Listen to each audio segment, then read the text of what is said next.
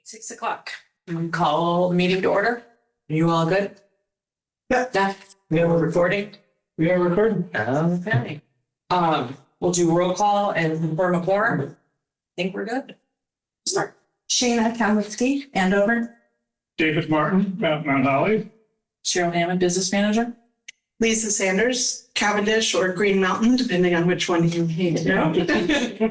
Donovan Nichols, Cavendish. Caitlin Benson, Ludlow. Mary Barton, The Rivers. And Sophie, you want to? Oh, Sophie, recording. Kelly Charbel, Leather Mount Holly. Lane Open, Superintendent, PRSU. All right. What did we have online? Oh, sorry. Do we have any Actually, is online or just public?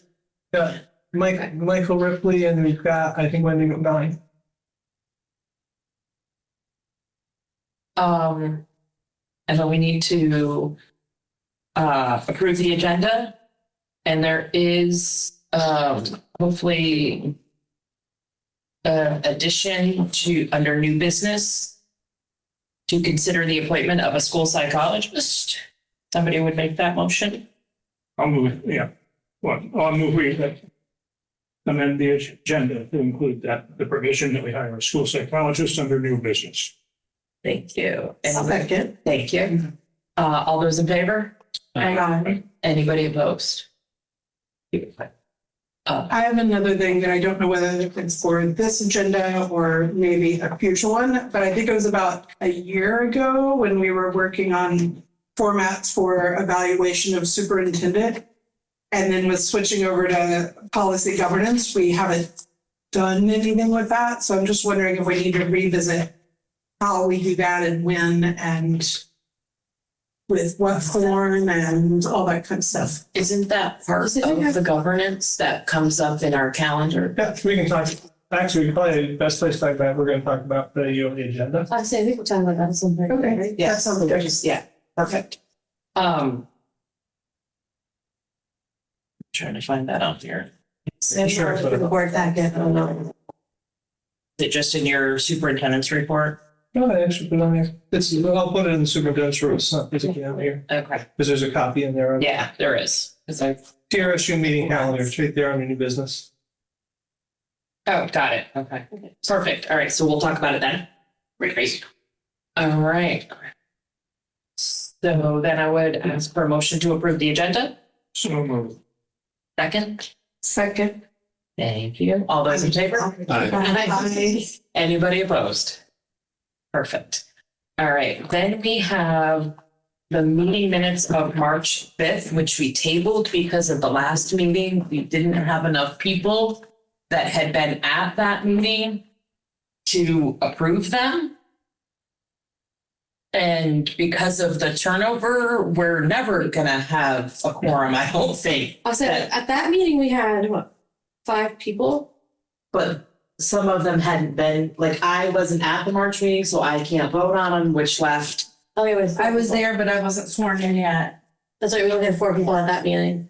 So you can still vote to approve the minutes if you agree that they are representative of what happened, Right, but I have no idea what happened, so, unless you watch the video. which I did not. So we can table them again, and if some of us that are here now would be willing to watch that video, then we could approve them in June. But we need to have 4. I feel like we need to have 5. Four, okay. Yeah, So So I was saying, because it is myself, David, and Lisa who were there, and then so one one of us person. needs to watch a video. Well, I was there, but am I allowed to? Oh, so Oh, Yeah, so because you it's wouldn't on have to our watch it. agenda. Yeah, you can vote. yeah, Okay. yeah. Okay, good. So we can do that tonight. Love that for us. I move we approve the minutes of March 5th. I'll second that. All those in favor? Aye. Perfect, and I will abstain. Anybody opposed? Well, that settles that. Thank you. They're passed off our agenda. And then the meeting minutes of our regular meeting for April 2nd. I had a couple of things. One, at the end, I didn't see the time that we adjourned. And I know we had an executive session, and I don't know Were you? I was not there. You were not there. Somebody I thought was gonna email you, but maybe that didn't happen. It's supposed to be adjourned at 7:30. Here's where, I think that's in the first one, Dave. Well, that's still the first one, so, okay. That's April 2nd. All right. Is it? Maybe I just. It is April 2nd, 7:30. Okay, then I missed it. Mm-hmm. All right, and then, hang on, because now my brain is all discombobulated. There was something else. Um.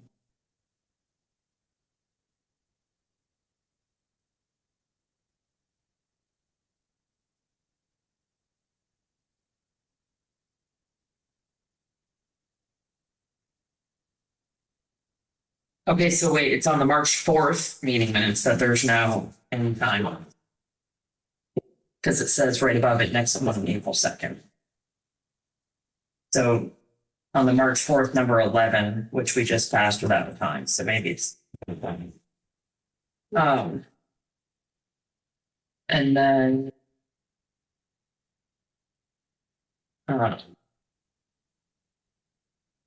In the facilities report section, under the PFAS paragraph, it says Kelly is working with the town manager and the select board. It is just the select board because Mount Holly doesn't have a town manager. So we just need to get rid of that part. I did go to the meeting though, so. Or the town clerk, or you? No, I think I just talked to Okay. well, maybe the town clerk, because I did talk to Carol, so maybe that's what we were talking about. But either way, I didn't talk to a town manager because one does not exist. The meeting was adjourned at 7:20. If you look at the recording line, then start time. Thank you. And then in the very end, under the ownership linkage, there was a board comment, and I remember this, and somebody asked, give me some read there now. Somebody asked, and I don't know who it was, and it doesn't say, if they could bring up things as a board member. And I said something to the effect of, well, you can bring up anything as a community member, even though it's not on the agenda. And then, or maybe it was you, Shayna. I was just gonna say, Lean did give me permission to ask a Right. question. And then where it says that you talked about the reporting from the state, it doesn't read right to me. I appreciate the reporting from the state level that Lane has laid out for everybody. It is very complicated to follow, and the AOE changes things on a day-to-day basis or hour to hour. Good assessment tools the district is using.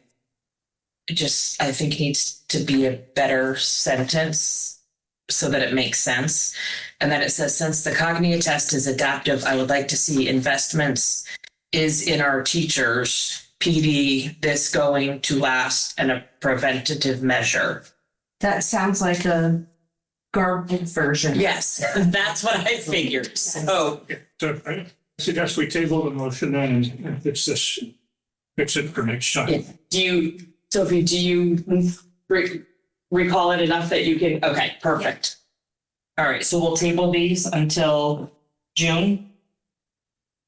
Does that have to have a second, or is David good?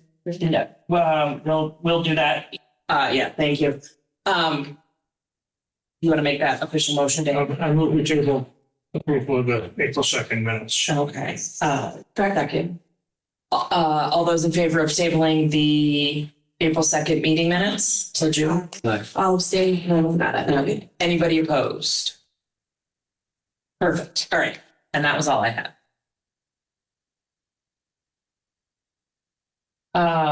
Anybody want the table them, so we'll show that later. And then ownership linkage, the public comment.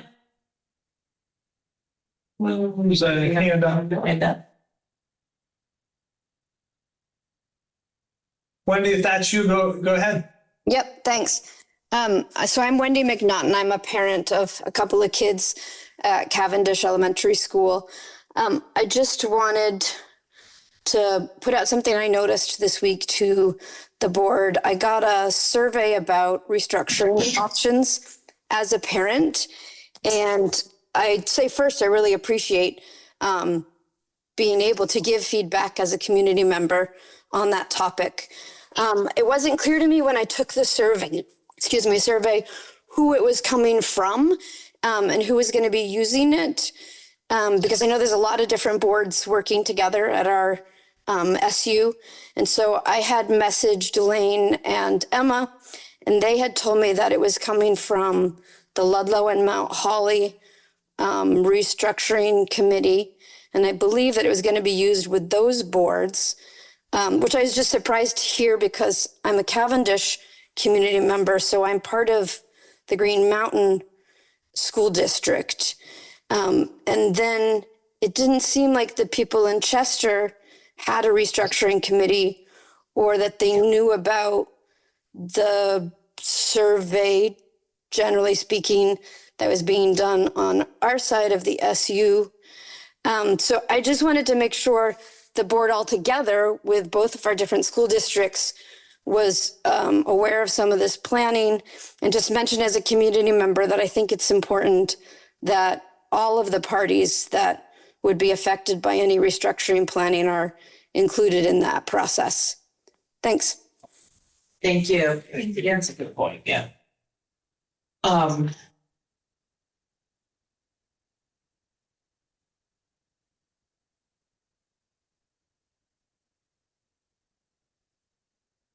Thank you.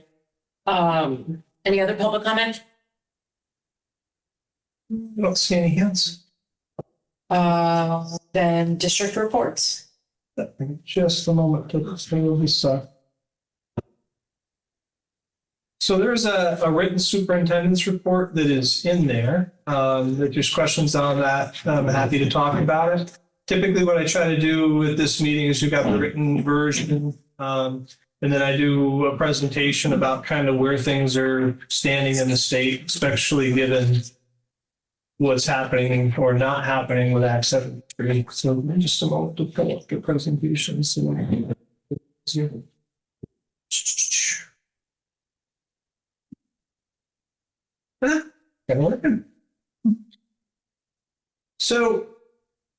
going back to prior to April vacation, I've been kind of scouring the news feeds and taking a look at talking with the other superintendents and trying to get a feel on what's happening on Act 73, and it doesn't look like there's been a heck of a lot of motion. I don't know what that means. So in terms of the maps and whatnot, it kind of is still sitting in the place of they were talking about, voluntary mergers within specified regions, and people were going to be required to do kind of a study, and then the towns would decide if they wanted to merge or not. And if they didn't want to merge, they didn't have to, and if they did, they would. And so that was the last information that's really come out of the legislature. We've not gotten a legislative update in a while, which is typically indicative of the fact that there hasn't been a lot of motion on these issues. One of the things that did come out, however, which I want to kind of just share some of the comments that were on this, is I talked at a couple of the board meetings about the fact that the last superintendent's, all superintendents meeting that we had was a little bit testy. The Assistant Secretary of Education was there. We had an opportunity to talk with some of the legislature. And kind of following that, the Secretary of Education sent out a letter to try to, I think, address some of the concerns that were brought up in that meeting. And so the reason that I'm bringing this up is I think there's actually a lot of good things in terms of what she wrote. And so I want to kind of share some with folks and maybe have a little bit of a discussion about what it might mean. But the reason that this is important is because it is setting kind of a vision and a guide for the state of Vermont over the next couple of years, irregardless of what's happening with Act 73. So the first thing, and most of these are actually direct quotes from her letter to the superintendents. And she's saying similar to what I've kind of said about the accountability system in the state of Vermont, right? We have testing that's done, they collect data, they use that data to evaluate the schools, right? They have to send that accountability data into the federal government, which enables us to receive our federal grants. And she's saying kind of the same thing that I've been saying for a while here. Accountability has been a persistent weakness in Vermont. accountability system is confusing. The snapshot, which is the front-facing data dashboard that's used to communicate school and district effectiveness to Vermonters, is not well understood. The data arrives too late for anybody to use it for anything. I agree with that. We get letters about where we are in terms of special education and special education accountability that's based on data from 3 to 4 years ago. They're 3 to 4 years behind. VCAP is separate from instructional practice, not a tool to support it. The system to identify, oh, this is a really important one. So basic gist of this, and again, kind of my interpretation based upon the context I have, is that it's basically an admission that the data that they are using and have been using for quite a while may not be valid.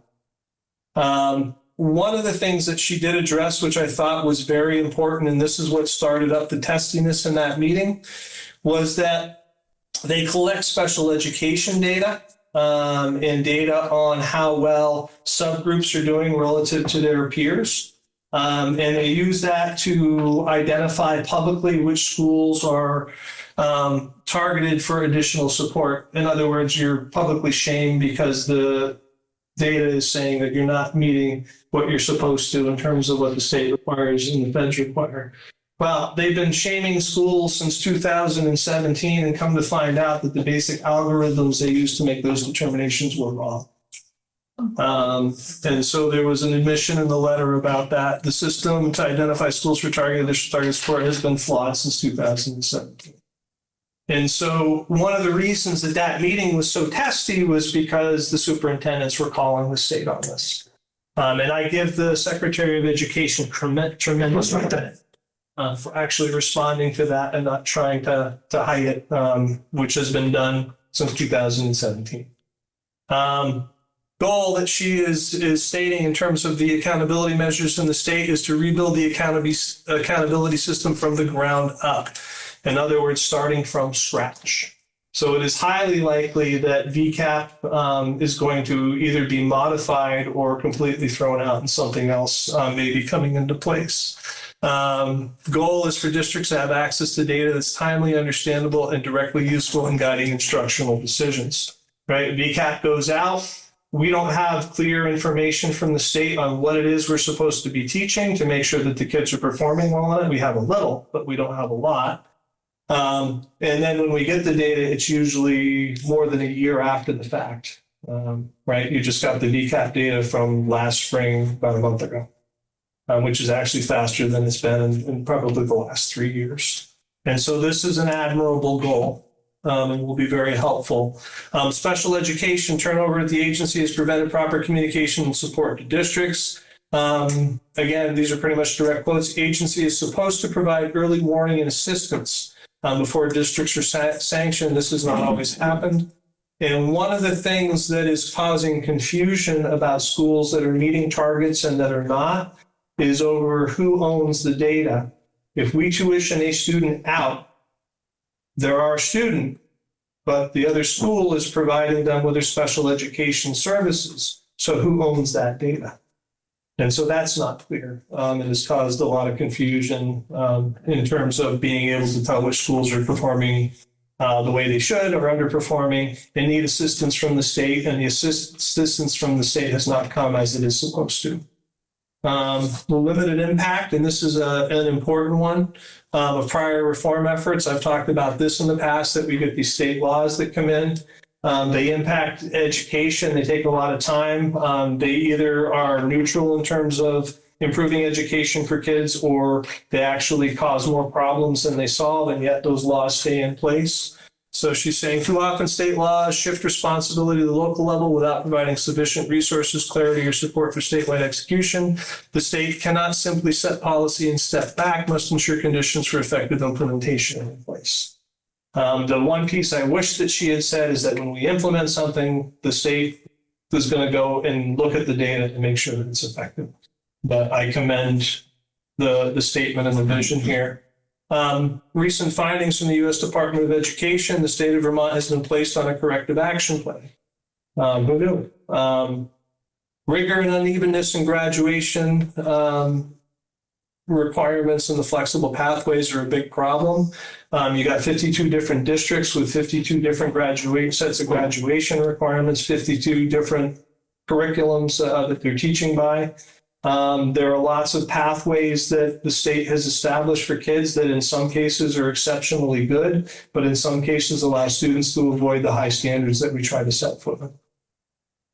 Inconsistent access to high quality teachers, deficiencies in the assessment program. And I put the double dots on there because this isn't from this letter, but this is from other communications, which is pretty clear. And they're doing a study on this at the state level. There is a very strong need to reform special education practices across the state of Vermont.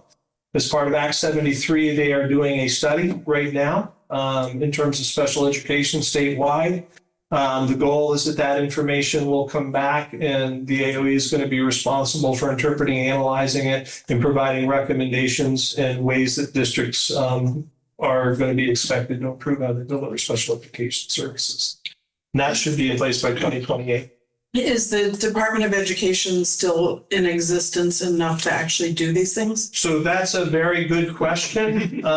And what is kind of interesting is the Department of Ed is undergoing dramatic changes in terms of positions. They are hiring like crazy at the Department of Ed, which has which has not happened in my lifetime. So they are trying, it's very clear that they are making an attempt to build the structures that are necessary to support this, which you are correct, have not existed in the past. Well, and the US Department of Education is being dismantled. So I'm just wondering, whoever issued putting Vermont on a corrective action plan, do they still exist and are they still like? That would be the World Wrestling Federation. Yes. So the opinion, a little bit educated and some of it I'm just trying to pull on the pieces that I know, would be that again, you are correct, they've been trying to dismantle the federal Department of Ed. But the federal Department of Ed's, at least their statement is because we're trying to push that down to have the states do that work.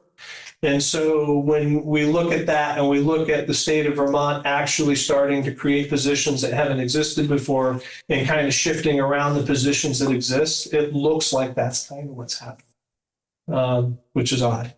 They're also requiring employees to come back to the office for the first time, which is a huge shift. And if you look at the compensation packages for AOE positions, if you were, a teacher in a school district who had worked for 20 years, you would have to take a $20,000 to $30,000 pay cut to have the privilege of working in Montpelier at the AOE. So they have some wonderful people there and they have a lot of vacancies and they're undercompensating people to lead the work in the state. Yeah, and that's been a historic trend. I can't say across the board that has changed, but a lot of the new positions that are coming in are actually being compensated at a superintendent's level. So it looks like they are taking this seriously. Again, I don't agree necessarily as a person with everything that's happening in terms of Act 73 and whatnot, but I have to give the Secretary of Education credit because with the vision that she's been given, she is running forward with it full steam and in a way that might actually get something done. In terms of curriculum, Can I just add to that while we're Yeah. on it? If Act 73's goal is to save money, and we're questioning all over the place whether that's actually going to happen because most of us don't believe it will. And now we're going to take the highest level of administration and add greatly to it at the state level and not give schools any extra money and start taking it away from the schools. Is that clear? Is that accurate? they have no structures in place to provide the supports that they should have been providing. They have whole departments that aren't in place to provide the supports that are required. I can remember, it goes to even the simple things, and Mary might be able to remember this too. Remember when they switched us to block grant for special education a few years back? It was enshrined in law that the AOE was supposed to come around and train every district in terms of what that meant and how to accommodate it for it when you were building your budgets, and it never happened. That has been what my experience of the Agency of Education has been in the state of Vermont in my time here. They are required to provide training. They are provided to do this to support those shifts and changes in legislation. They mean well. It's not a failure of will. It's a lack of having the staff to actually do that properly. And I can remember Robin and I sitting down, who was the business manager, and trying to figure it out on our own. You know, how are we going to plan for this next budget? And what does it mean? And we got to the point where we created what do you call it? So when you have surplus, a revenue account for special education in case we screwed it up, we had money we could draw on if we needed to. So yeah. To your point, the Agency of Education is not funded through the individual, they're funded by the state. General fund? Doesn't come out of ed fund. Oh, really? I would have assumed it would. I did not know that. All right, learn something new. In terms of curriculum, what's in orange is what the current kind of rule is that every district is supposed to have a locally developed comprehensive curriculum, and that's about the amount of guidance that we're given. And so when I say there's 52 districts with 52 different curricula, there are. And so, you know, her statements are pretty clear about this. And as a person, I agree with them. Expecting every district independently vet and select high quality materials is not feasible, right? That's kind of what happens is they give us a general direction and then we spend 3 years trying to figure it out on our own, all independently, or even working together. You know, sometimes it's a little bit ridiculous. Whereas if they had just given us what they wanted, we could have picked up the ball, run with it right then and there, and they could have seen immediate impacts if the program was going to be impactful. And this is important because if I'm reading into it, distinguish between proficiency-based learning as opposed to proficiency-based grading. So there were 3 or 4 years of work by, again, independently by the 52 districts around the state of developing standards-based report cards. This is beginning to look like they're saying they don't work, right? We want you to do proficiency-based learning, which means we want you to teach to a specific set of standards and then make sure that students have mastery of those standards at a higher level. But in terms of actually potentially grading kids in a kind of a standards proficiency-based environment, it looks like that may be going away. They tried it in Massachusetts 10, 20 years before, you may or may not be aware of it, 10 to 20 years before they tried it in Vermont. They kept it at the elementary level. They threw it out almost immediately at the middle and high school levels because it just didn't work and it confused parents.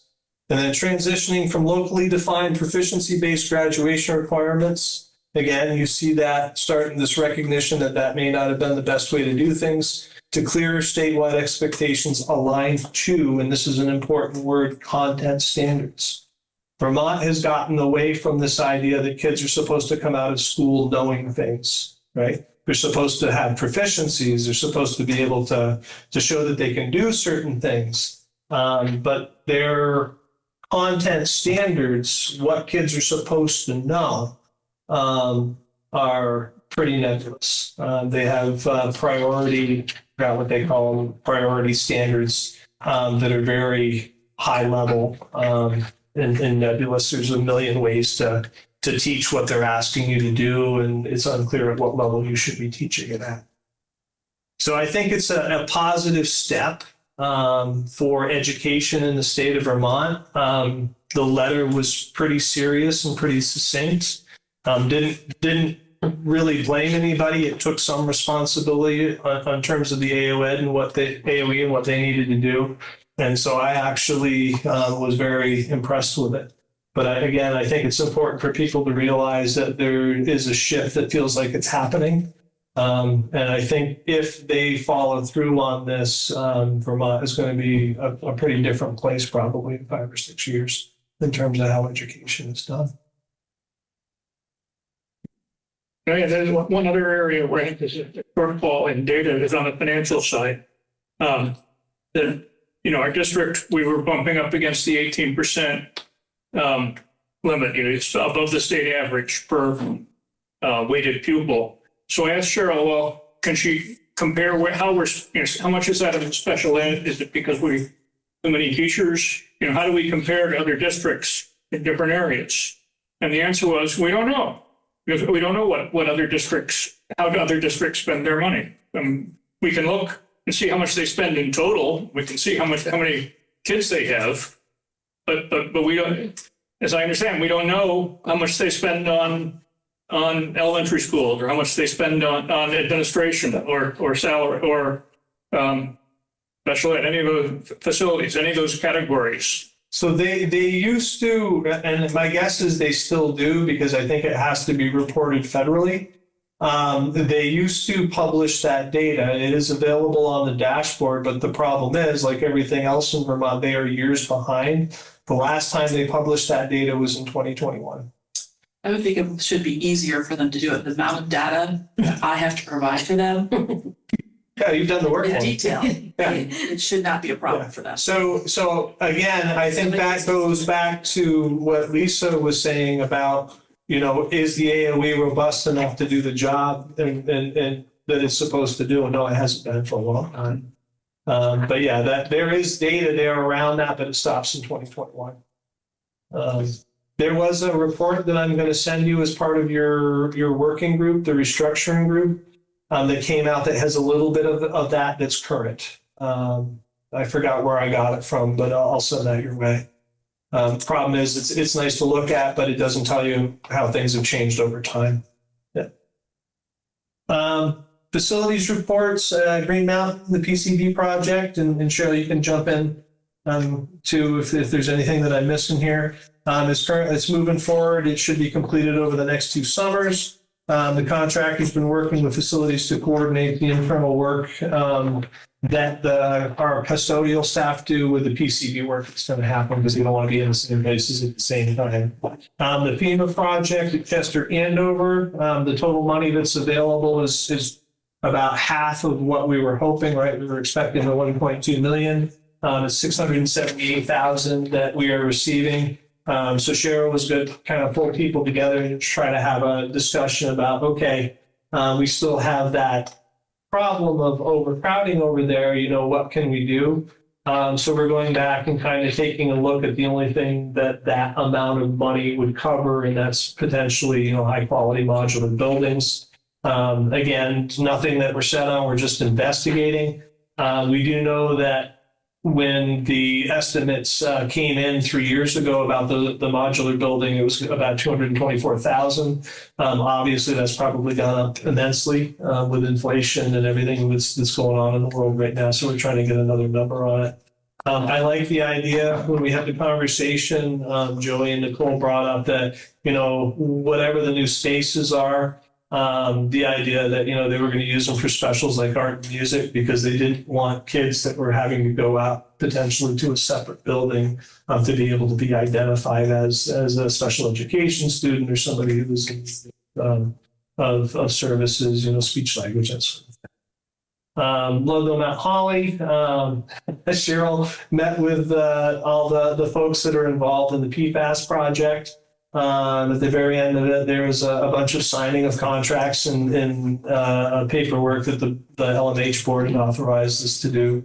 So all that is complete, and that should be moving forward as expected. Paperwork is complete. Paperwork is complete. Yeah. Start date is July 20th. There's a couple projects ahead of us, but it's to be done by the end of September. Done for the school kids. Yeah.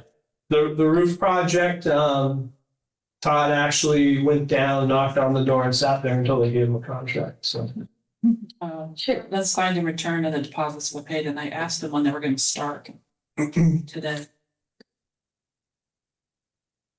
Yeah. Katie, good motion. Okay.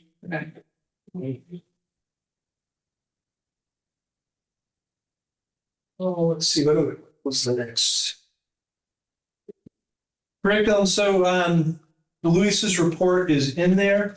One of the things that I do want to talk about, because there's been a massive amount of work, and this is TRSU, so you guys are kind of being kept aware of what's happening in both districts. We have switched to a very strong focus at the high school. We've talked in the past about the fact that when a lot of the schools in Vermont switched over to the one-to-one model where every student has a computer. They stopped buying curricular resources because they figured the computer was going to cover it. I'm of the contention that that is one of the reasons that the high schools and middle schools in Vermont, it's one of the contributing factors to why they perform so poorly outside of the stuff that we talked about with the Vermont's assessment system. They had very general guidelines in terms of what they were teaching, right? That comes from the state, the priority standards. There's only 12 of them for mathematics for the entire high school run from 9 to 12. Louisa sat down, has created the full curriculum from Common Core, the next generation science standards for math, for ELA, for science, and is currently working on social studies. Those will be going into full effect next year. The teachers will be teaching from those curricula, and they're in the process right now of identifying the curricular resources that they need to support that, so that if there is surplus money at the end of the year, we can purchase that and get them to really get going. There should be a dramatic jump in performance if we can fulfill this with fidelity over the course of the next year. The other piece that I asked them to do was on the 9th grade math course. We talked about how the state has kind of screwed up the sequencing in terms of the testing compared to when we teach stuff. They are redeveloping that 9th grade math course so that it encompasses the algebra components, the statistic components, and the geometry components that are required on the 9th grade BCAP at this point in time. And so that'll be in place in the fall to get running for the hope of getting them up performing as best they can. Yeah. With that piece, how does it also work with other schools and qualifying for AP, for example? So if a student were to go to 9th grade here and then transfer, do they then need to start over with algebra as its own course? And like, how does that mesh? So the other schools are supposed to be doing what we're doing. Okay. So if they haven't, shame on them. The other better way to answer your question is the other discussion that we are working towards right now is making sure, like is happening in the highest performing states around the country, is that when students get done the middle school grades, by the end of 8th grade, they have had the full Algebra 1 curriculum under their belts. And so they're putting a plan in place during the middle school years to double up a little bit for the students that are in the pipeline to make sure that the pieces that they're missing, they have time to catch them. The other piece that I've talked about, which we're going to try to implement, is that the first science that students take, and this goes along with the Vermont Science Assessment, should be algebra-based physics as a freshman. The reason being is because the paradigms in physics are underlying of all the other sciences. And so if you understand at the root foundational level what's going on, you can apply it to the bigger concepts in biology and chemistry. The other reason to do it is because that freshman year is when they take the math VCAP. So if they've got the restructured math course and they're practicing the algebra skills as part of the physics course, that should double the dose of mathematics that they're getting in an applied format, so that they should be able to really boost the performance on the state tests. So there's a lot of work going on there, and the question is getting it in place. The nice part of it is that the teachers over there are reacting very positively to it. I think it's true across the state of Vermont. I don't think the high schools have had a lot of that sort of support for a long time, and so they seem to be very appreciative of it.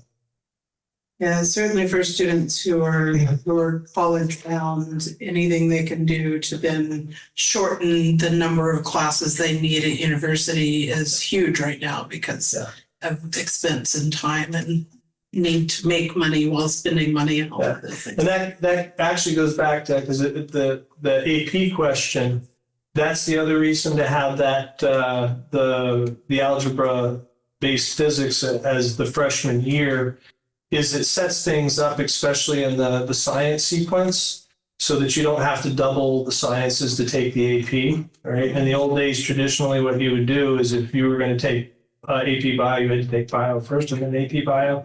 This gives you the foundation so that the first time you take biology, it can be AP.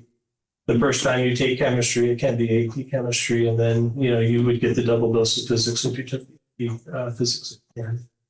And so there's a lot of it is just trying to accelerate that. A lot of good work, and I give Louisa a lot of credit for stepping up to the what she's been tasked with pretty darn quick.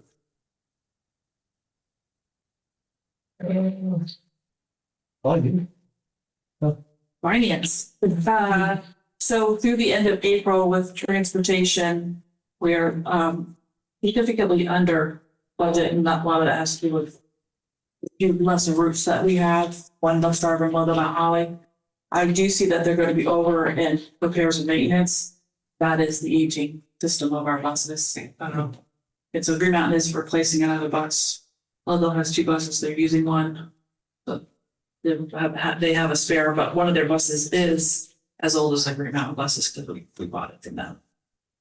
So we did get the last transportation reimbursement request from the state, so that is good. They were late with that. Central office, I expect to see a surplus. We had a few changes this year. Of course, we lost Krista, and then the transition with the tech director, so there was some savings in that. So I expect to see a surplus in the central office. Special ed, you see on the financial, we've spent 90.67% of our budget so far. So I did a kind of a deep dive into what's happening here. And my prediction is we're probably going to be about $1 million of budget. And the why to that is new students that we went out of district that we hadn't anticipated. We also had anticipated to pull some students back. And of course, when we're doing the budget, we're planning it in the fall. And then everything happens the following year. So some of the students that we had planned to bring back, it just didn't work out to make that happen. So the students that came in that are really expensive, are we going to be receiving reimbursement under kind of the circuit breaker?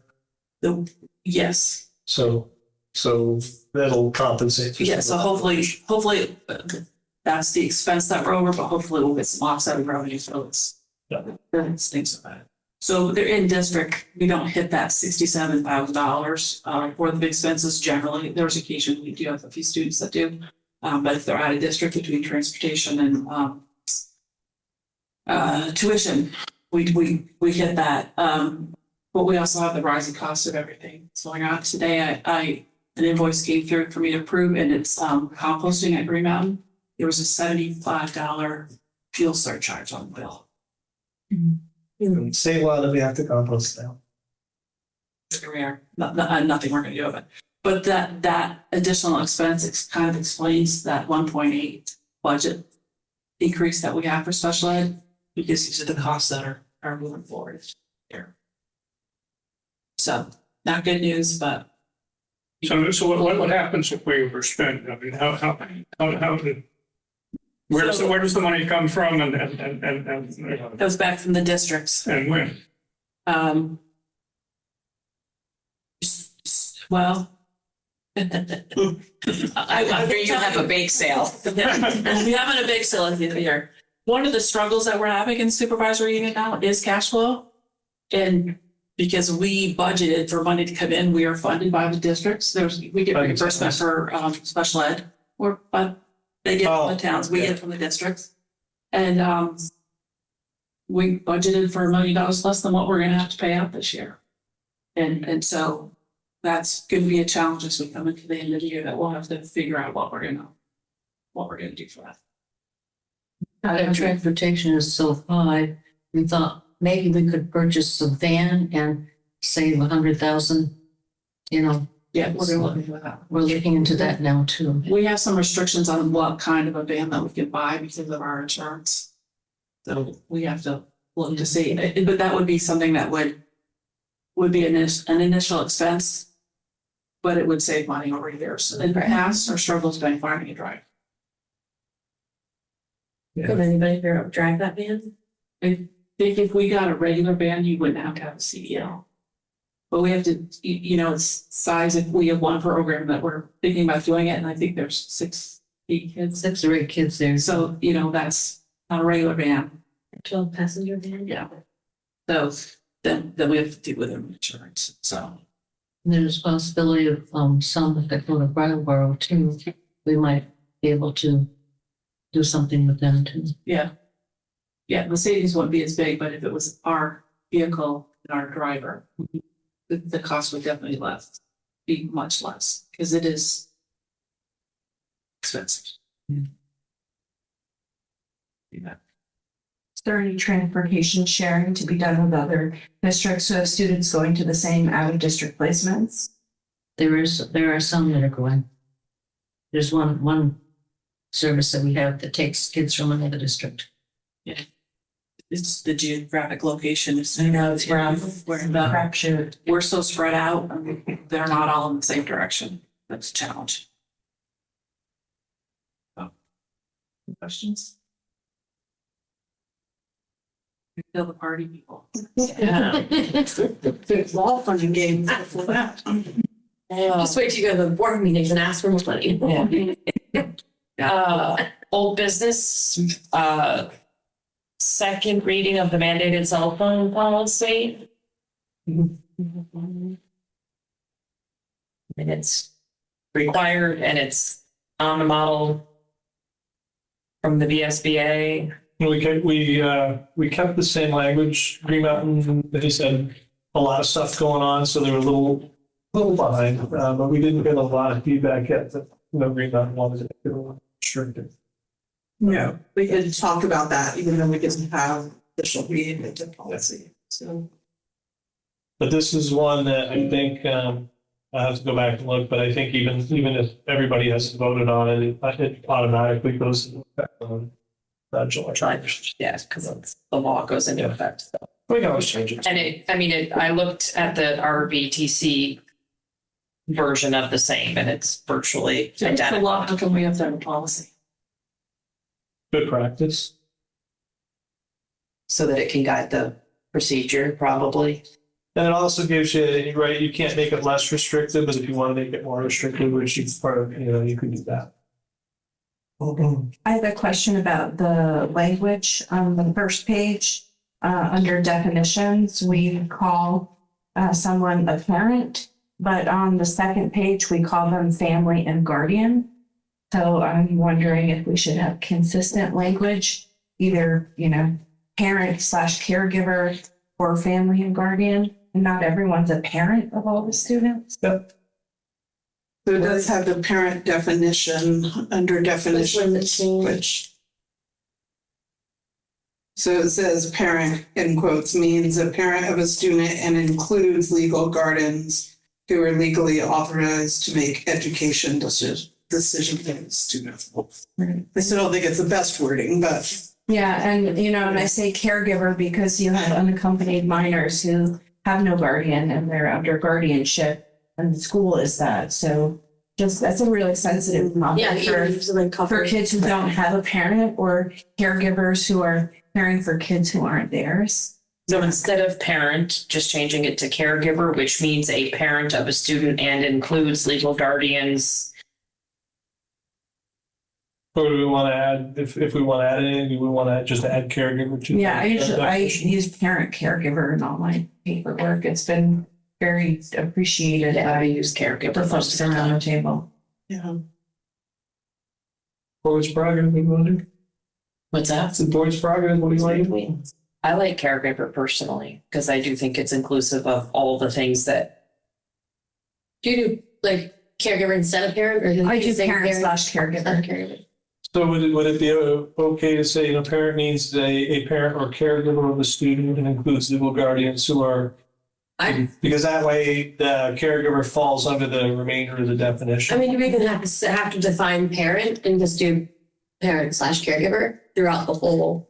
Like it's you can still define it, but define it as parent/caregiver means a parent or of a student or caregiver or legal guardian. Yeah, but actually stating the parent/caregiver Yeah. part is more inclusive. Most people don't go back and read the definitions. They read a provision and they think they know what a parent is. So wherever it says parent, change it to parent/caregiver? Yes. Yeah, that's good. That means parent/caregiver.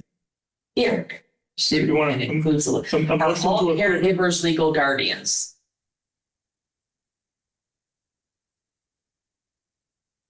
Who are legally authorized to make educational decisions for the students. That's my only question. Say that again? Are all caregivers, if we say parent/caregiver, and then say, which includes legal guardians, are all caregivers legal guardians who are legally authorized to make education decisions for a student? Why do we have to have that part of the, as part of the definition? Of what a parent/caregiver is? Because that's what the state is saying, you know, is identifying responsible parties. Would be the best way I could try to Yeah, explain. but I'm looking for the other places where it actually says parents. And there is established procedure for contacting parents or guardians when a student has policy. That information would go to a caregiver as well, right? If they are authorized to receive. Right. Because caregiver, couldn't the caregiver be the family doctor? In many cases, it's like a grandparent who's being the parent. Sometimes it's a family who's not in the foster system, but they're acting as a home for the student. Is that covered under the legally authorized?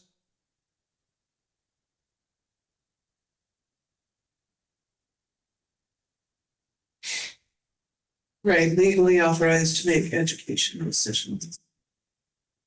Do you have thoughts, Mary? Just because most of that falls. The legal part of it, like. I like it. Having your vitals. Yeah. Should do.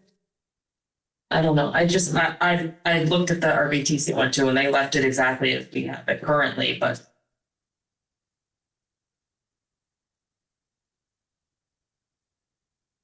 Well, it's only a second read, we can warn it for another.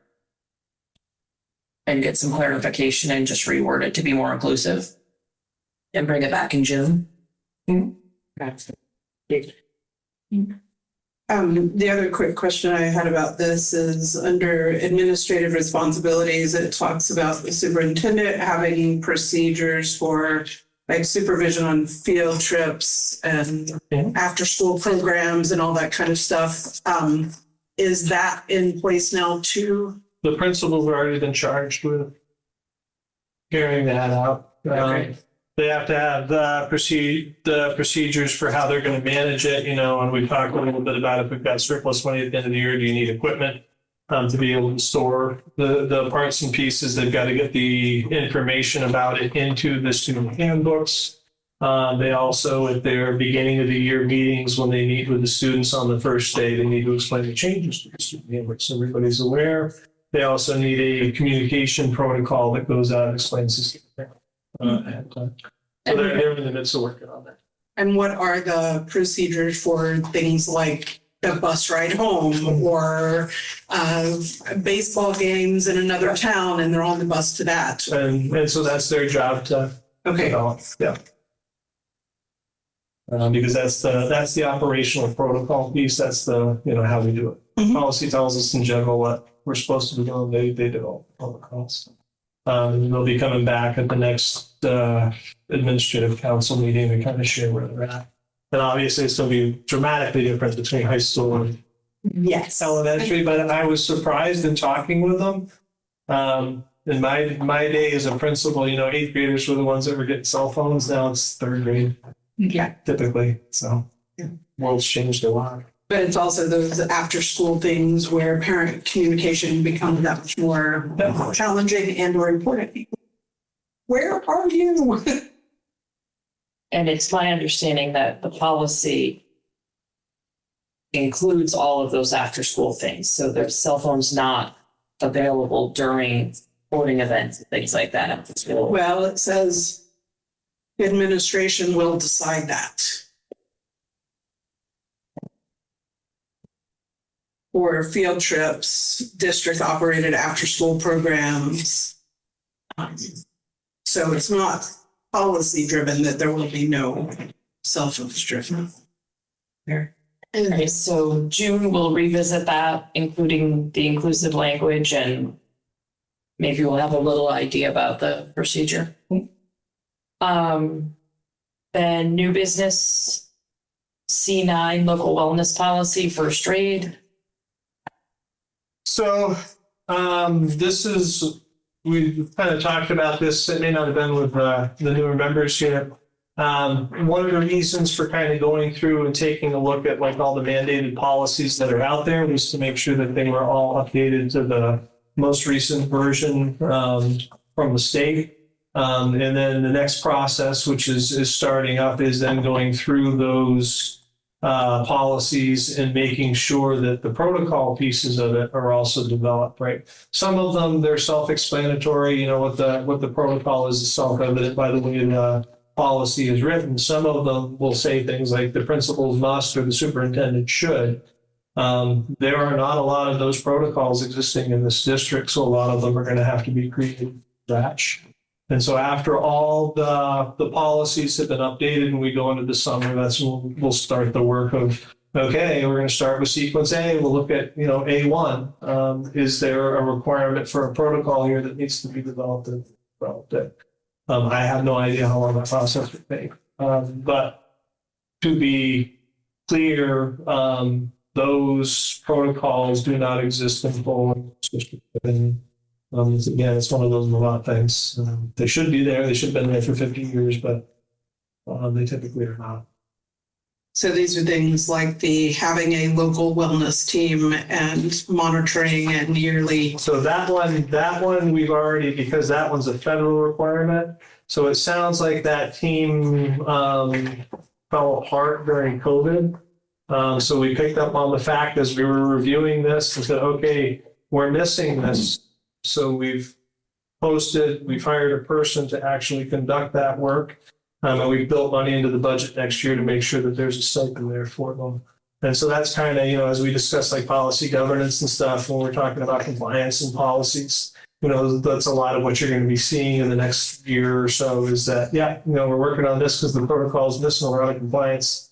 So we're building the protocols as fast as you can. So that one is currently in place, but that was a critical one because the money that we get from the federal government to support food services depends upon that being in resistance and doing its job. Some good questions. I apologize. I feel like I'm droning things. All right, so we'll bring C9 back for a second read in June. Any other?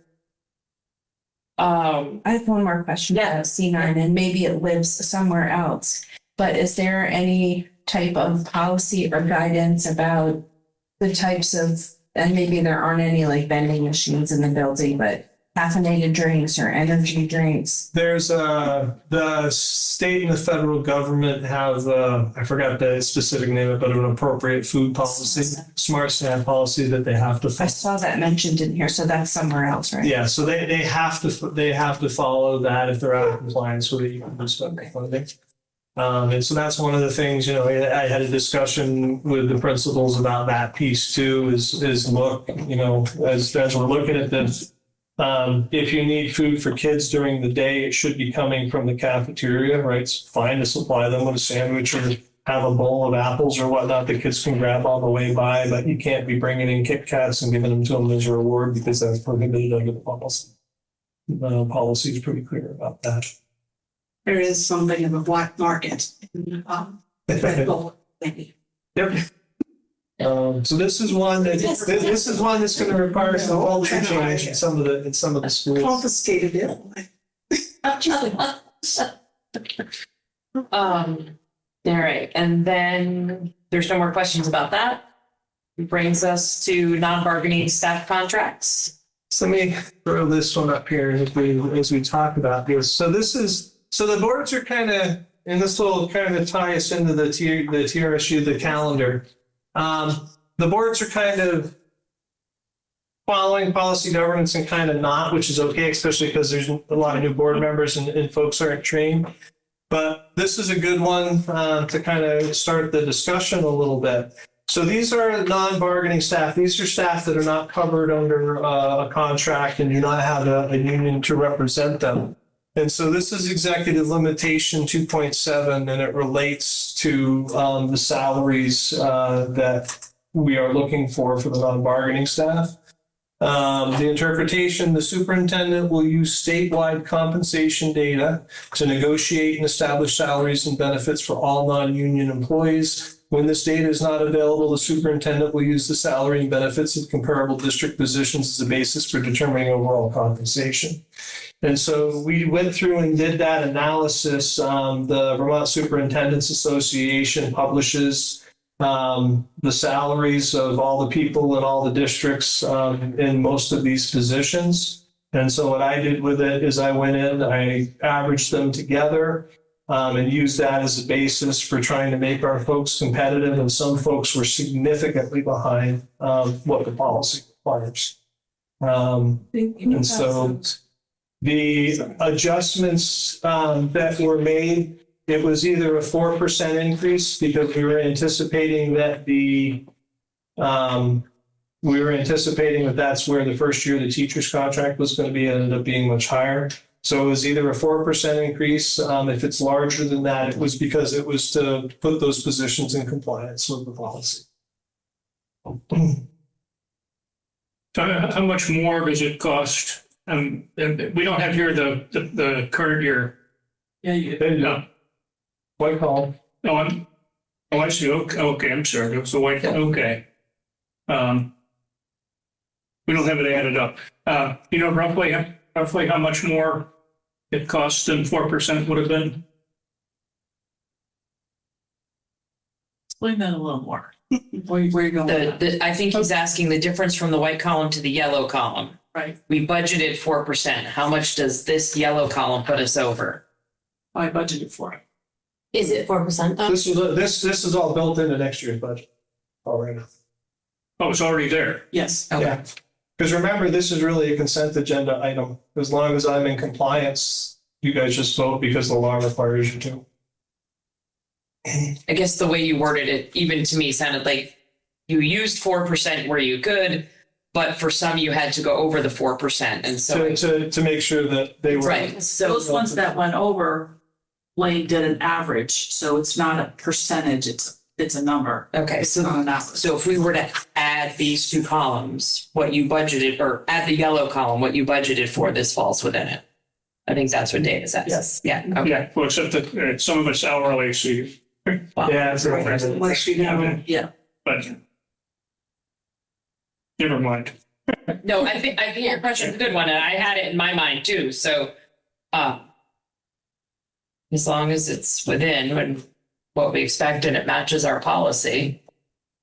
And the superintendent one on there, I did not decide my salary. Matter of fact, I made no request of real request of the.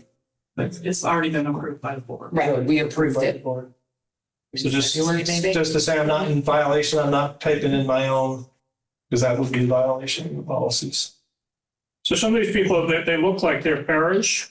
Questions, why are some of these non-bargaining unit? Well, like the BIs, I'm sorry? like the behavioral interventionists. Well, I mean, we'll take a look at Cheryl's face.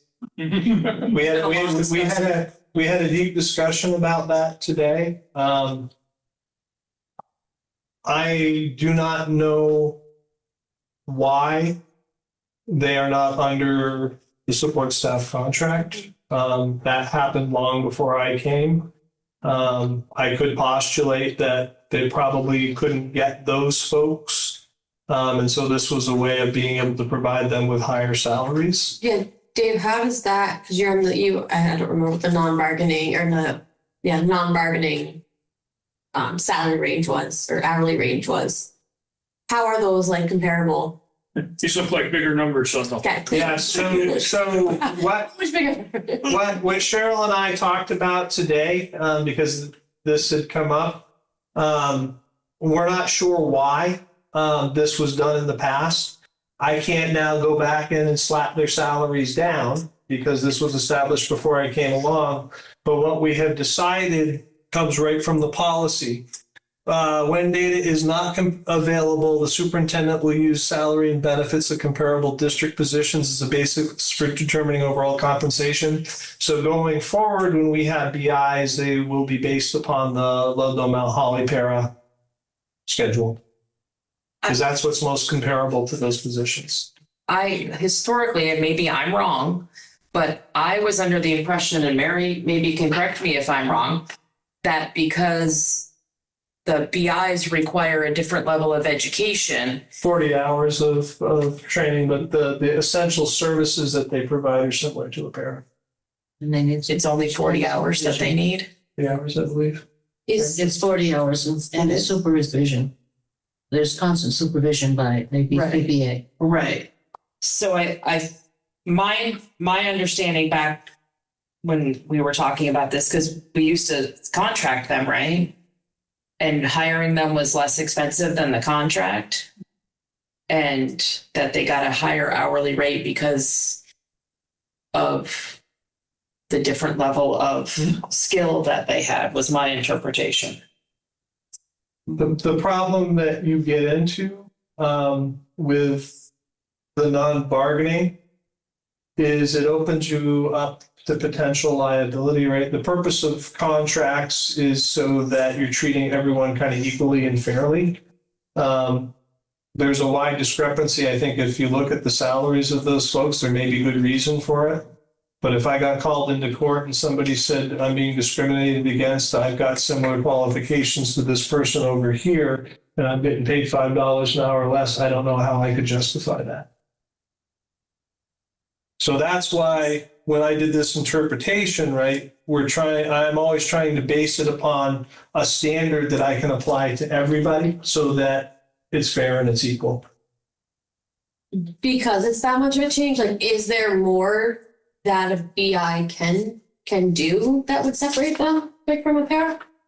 Like, as part of, like, changing their, like responsibilities? Well, as that'd be a question for Mary, but if they're basically a one-to-one, probably with students with emotional disturbance, that is probably all occupying, but I don't know. And some of them are autistic, so we have to have a BCBA to supervise them and provide them training. Besides the 40 hours that they have. Okay, so they do more than that. So just wondering of more work that they do. And they also can have to do. keep a lot of data. Yeah. Okay. So that also goes into.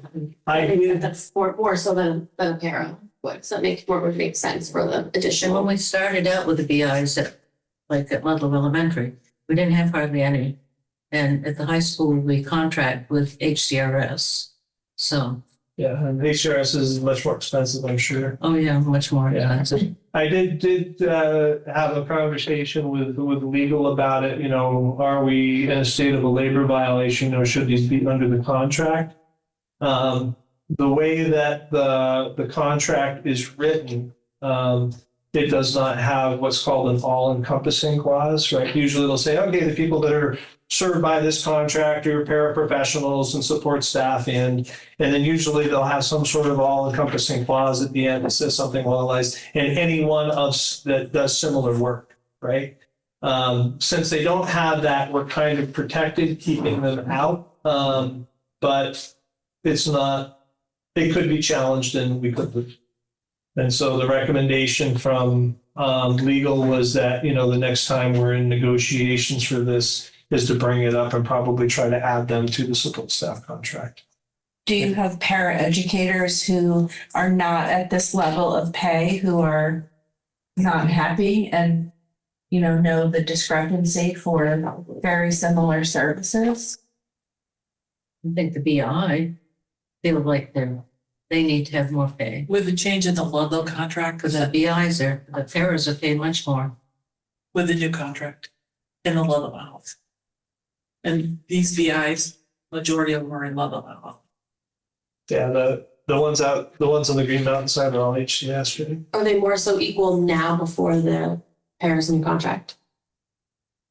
They were Or close?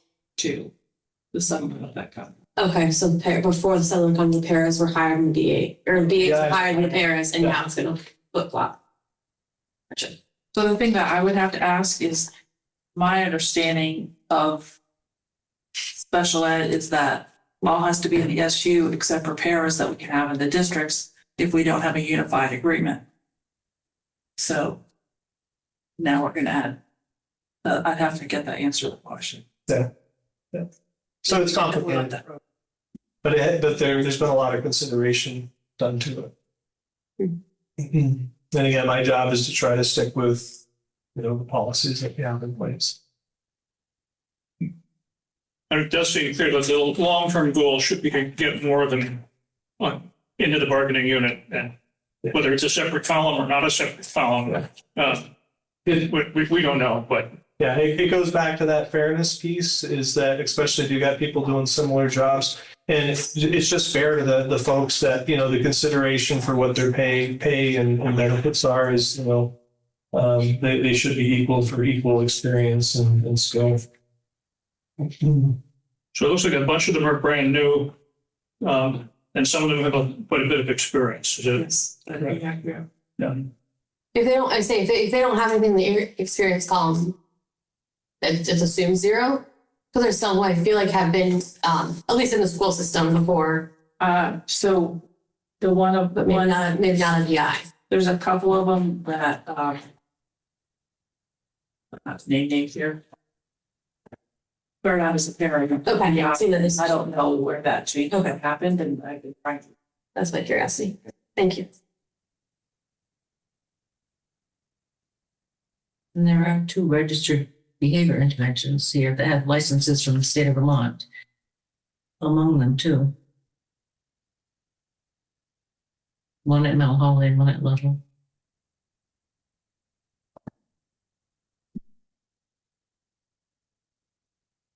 Do we have to officially vote on this, or because it falls under? It's consent agenda, which means that the board is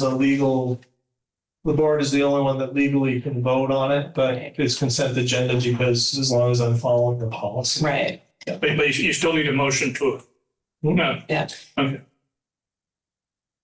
And so is the motion that we approve that the salaries proposed The non-bargaining contracts. for the right. Okay. So moved. All those in favor? Aye. Anybody opposed? So if, just for not to do that, but for the future with understanding the policy governance, making sure on the right page with that.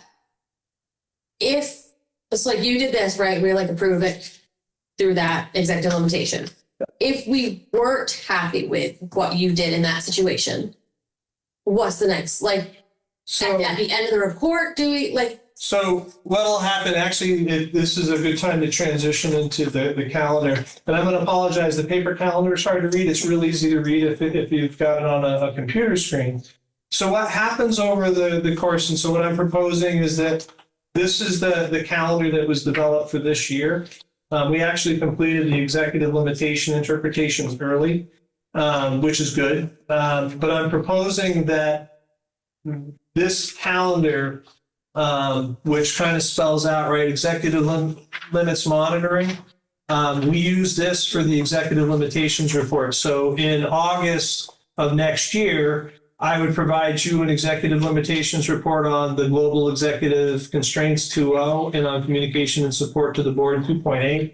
And that's where I go through with these and I provide, some evidence to show that I'm in compliance with them. If at that point in time, you don't feel that there's compliance there, you can ask for more evidence, or if you feel that things are in compliance, but it's not quite where you want things to go, then the board just changes the policy. okay, so it always be like under the 2.8 communication and support to the board, For which one? like when So you would. So this particular one is under executive limitations 2.7. So that would be in April of next year. That's when the executive limitations report will come out. And so you'll review it and say, yeah, because what I'm going to do is I'll throw in there the as evidence, the VSA, the Vermont Superintendents Association, right? The comparable salaries. And then you can kind of take a look at that. And that's when you take a look at that. You can change the policies at any time. Usually they get changed, when you're doing the executive limitations report. Hey, you did the right thing, but it's not quite what we really wanted. And so what we're going to do is we're going to tighten up, the italicized piece there. We're going to change the language of that. And then what I do is after you change the language, I have to redo the interpretation, based upon what you said. This is what it looks like. Yeah. Thank you. It's a good process because it provides for a lot of discussion, which helps with understanding. Yeah.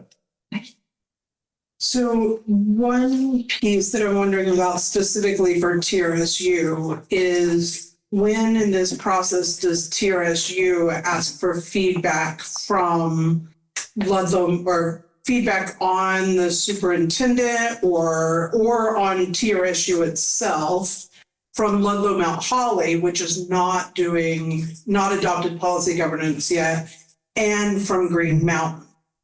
So the purpose of policy governance is to make sure that evaluations are done on the objective material. So how TRSU would do this is the two pieces that I'm evaluated on are ends, executive limitations. So over the course of the year, as those executive limitations reports come out, once they are accepted, and so say we get through the year, they're all accepted by the board. That just goes on a document and says, yep, we've accepted all the executive limitations, so we're in agreement that he's in compliance with those. You get the end statements, the ends report that says, okay, this is the data and the standards about the goals that we asked Lane to work on. He's in compliance with these. He's either achieved them or it's clear that things are progressing towards them the way that I've interpreted it. And so if I'm in compliance in the ends and I'm in compliance with executive limitations, that's my evaluation. You're in compliance. So how does that work with Ludlow Mount Holly, who won't be doing this on their own and would normally have your evaluation be through TRSU? So they can provide feedback, but the feedback would be based around the limitations and achievement of the goals that Ludlow Mount Holly has. Yes. And we're also representatives of that. And what's nice is Ludlow Mount Holly is all the goals are based upon the portrait of the graduate, which is also Ludlow Mount Holly's end statement in a sense. So it's pretty consistent across the district. And so have we established the ends? So we have done, there will be 9 based upon your portrait of a graduate. TRSU has accepted the first 2. Green Mountain wanted to be able to approve the interpretations kind of as they're done. So what I've been trying to do is 2 a time. Green Mountain, they've had a lot of transitions, a lot of big work that they're working on. They have not gotten to looking at those first 2. In the case of the relationship between TRSU and Green Mountain, TRSU's goals and statement is for me to use the TRSU ability to provide the resources required so that the other districts can meet their ends. So it makes sense to develop the ends for Green Mountain and have it approved and then relate it back to the development of that similar ends for TRSU, if I'm making any sense. My job for this board is to make sure I'm providing the resources so that Green Mountain can achieve its ends. So I got to develop their ends before I can develop yours. So as they go through and they hit each one of those pairs, you'll get the TRSU ones. The goal should be to have them in place by, when we come back in the fall. But technically, we typically don't report out on the ends until all the state data is available, because some of them will rely on stuff like VCAT. So if we have them all in place and the interpretations ready by November next year, we're in good shape. So moving forward, like for TRSU. But the EL stuff, we can start off right off the bat in August and put back. Okay. Because you guys have already accepted all those, well, both boards have accepted all those. So tell me if I'm wrong, but it seems like that even though Ludlow Mount Holly hasn't adopted the policy governance model, that we should still discuss what ends we would like to see from our superintendent. Yeah, if there are other goals, you have a responsibility to communicate it to Well, I mean, right now, we don't have any goals, do we? your portrait of the graduate. But, okay, and are those? Because I'd be hoping for something more specific than And so right? that's what's happening on the Green Mountain side, is I am interpreting those ends based upon the needs of the district. And those interpretations would probably be very similar to the needs of Ludlow Mountain And so Hall. that may go back to a discussion at Ludlow Mount Holly Board about Right. policy governance, if that's what we want. And so to go back to kind of the superintendent evaluation piece, if it's not policy governance, there can be other ways of evaluating, but that evaluation tool has to be in agreement between the superintendent and the board. Because there is not a right of the board to evaluate a superintendent on goals they have not made clear. I was, yes, just going back to, like, we were doing that work right before switching to policy governance. And I was just wondering if any of those documents, kind of outlining what that evaluation tool might look like. I can see if I can find the OSSD one. Like I said, it's pretty basic. So you've got a list of the executive limitations in the end. It basically just says, EL 2.7, in compliance, out of compliance, but I forgot how they worded it. So my responsibility, if something's out of compliance, is to come back to the board and say, this is what we're doing to fix it, and this is when it'll be fixed. And so it's in one of those three categories that the checkbox goes in, kind of the same thing in terms of the ends in compliance with the ends out of compliance or work in progress. And that ends up being the evaluation tool. My understanding when we were doing this was that there would be, I don't know if it was yearly or quarterly, there would be kind of a summary report so that as things came up, we would have the EL or the ends or whatever. But then at some point, there would be a summary of all of the things and where we are in them. Yeah. So the EL, Right. So the EL reports, right, they happen on a schedule. And the specific EL report happens during the time of the year that we're typically working on those sorts of things. So it's kind of apropos. Right. The ends report is typically a once a year thing. It's usually a big long report that touches on all the ends, and here's the data. Here's the interpretation. Here's the definition of what it means to be in compliance. And here's the data to show where we're at. So I'm wondering, and maybe this is a little special ed of me, but if we had the EL report and monthly objectives or like a progress monitoring sort of situation so that we knew where you were. And if you hadn't done any of those things because it's not the right time of year, you would just say, not applicable at this time. But then there's an update about. You mean in terms of the ends? Right.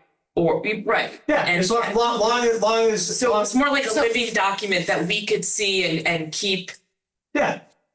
I mean, one document, and you could update it monthly, and then maybe highlight, and then. Well, it'll be possible with some of the data. It won't be possible with all of it. So if we choose, let's say we choose IXL as a data point, which will be the case, then that's done 3 times a year. So 3 times a year that could be updated. It's not typically how it's done, but that's fine. Stuff like if we're choosing VCAP for, the data that we're using, that we only get once a year, right. So it could be done.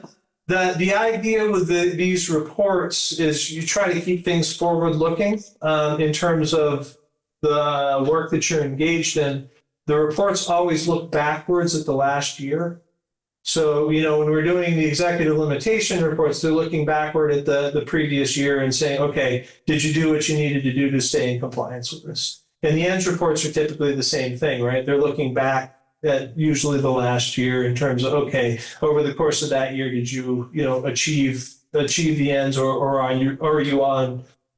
are you making progress towards achieving? Right. I guess my interpretation, and I'm probably wrong, I don't know, was that we would get periodical updates about your progress toward the ends, not that it would just be looking backward, but maybe I misinterpreted that when we were doing this. Whenever the data is available, to be honest with you, it's probably easier for me to, as data becomes available on specific ends, to just provide it then. Because writing that big 50-page report is available. Yeah. It's awful. It would also be easier for us to because I think, when we get that report and be like, oh, wait, when was that? Just to keep constant. And I'm just thinking that the ends monitoring that TRSU is doing, since TRSU ends are things like provide what Green Mountain and Ludlow Mount Holly needs to do its education role, that needs to be coordinated with getting input from Ludlow Mount Holly. Like, it would be nice if the meeting before TRSU is supposed to be deciding if you are meeting ends number, whatever it is you're reporting on. If at the previous meeting, the district boards have gotten the reports on those things so that they can then say, hey, yeah, we think this is going really well and we're meeting that, or not. I think that's only if we adopt policy governance. Well, it could still be the same thing. It could still be asked, like, you as representatives, you would know at your previous board meeting, oh, we're going to be expected to provide input on whether Ludlow Mount Holly feels like we're making progress towards X, even if it is not a specific ends. So the ends are, this is the threshold. So an end would be something along the lines in terms of academic achievement is that, all students on the Vermont VCAP in mathematics are or say Yeah. the Not in the session. Not in the session. There you go. That's the one I was thinking. So it would be something along the lines of, we're in compliance when 70% of the kids are proficient on the math VCAP, on a weighted average across all grades, something like that.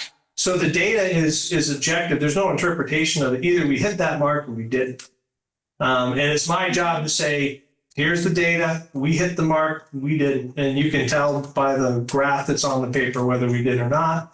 And so it makes life really, really simple. So I guess it seems to me that the executive limitations are sort of by nature pass fail, Yeah, either, so. I mean, it's more yes or a no, whereas the ends, I mean, obviously we hope you'll do better than, if we say a 4% increase in such and such, we hope it'll be better. And if you're at 3.97, say, all right, it's pretty close, right? Or if in some cases, the way I do the interpretations is, in some cases, you're starting out here. Right. We're trying to get here, ain't gonna happen in a year. Right. And so the interpretation will say something like, either we're here above that threshold or we're making progress over time sort of, the executive limitations are in trying to achieve what you've asked me to do. These are the things you're not allowed to do. Yeah, we want the kids to perform well, but we don't expect you to be in there screaming at the teachers every day to get their act together, right? So that's what you're not allowed to do in terms of achieving. So it sounds like this should be a topic for our next Ludlow Mount Holly board meeting, and it would be helpful. And as we've said, even though we haven't done policy governance, if we distributed both the limitations and to the extent that it's done, the interpretations to the board, then our board could look at them and say, I say, or here's some things that we don't see that ought to be, that we want to hear about in our board, or something, Yeah. So what makes it easy, especially on the ends, is like if the ends for Green Mountain is for, 70% of the students to be proficient in math, that's the data that's used to prove that we're providing the resources that you need to the TRSU board, because if your kids are 70% proficient in math, it means we're providing the resources to accomplish it. And that's why I'm saying they kind of got to go lockstep as yours are getting developed and approved, then I bring it back and develop the TRSU ones. no. Yeah, I think often the ins and interpretations are not that one number, right? Because you would also want to see that the kids who were already proficient are, at least staying that way or hopefully improving and things like that. So lots of times there'll be multiple data points. Right. Not always depending upon what the end is, but lots of times there'll be multiple, like adaptability. I think there was four or five data points that we pulled. But typically when I'm taking a look and doing the interpretations, I also have a knowledge of where the district is kind of hurting right now and where it could use some care and some work. And so I try to bring that knowledge in, and when I'm setting those data points, I'm saying, okay, yeah, I could pick 50 different things for this, but these are the 3 areas I know the district needs some work, so that's what I'm going to choose. And so that's kind of the process I go through when I'm filling out those interpretations. But I mean, I can imagine that in some cases, the two districts or schools might not be starting at the same level. No. Right? So next year, all you'll have is your baseline data. The year after that, you start to see, what the changes are. So I'm going to suggest that we might have different numerical goals in different areas and in the two districts. True. Because of different starting places, so the curve, especially curve, might look different. Is that right? Yeah. Katie just made a really good point. It's hard to find the list of these that we worked on. Could we make one folder in the drive so that we could go in and see them rather than going back? If I search it, I can find it. Did you go to the website? No, I was just looking at Go to the website and your board policies. and it's all listed right.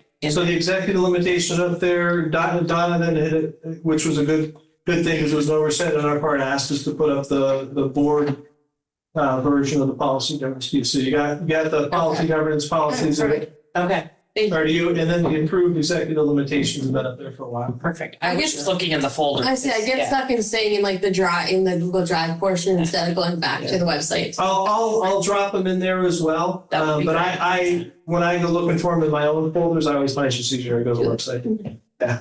All right, the TRSU calendar. Any other discussion about that? I would like, and not to have a big discussion about it tonight, but to add in, shoot, I lost my little brain here. There we go.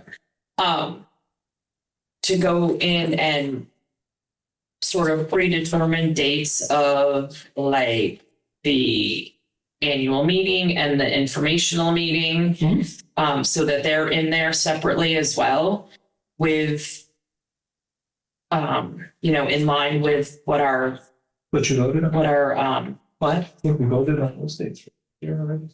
Yeah, no, because, well, we didn't, I don't think we necessarily vote on them. They're part of our articles of agreement. That's the word I was searching for. Yeah, so, but just having them in here because that will help.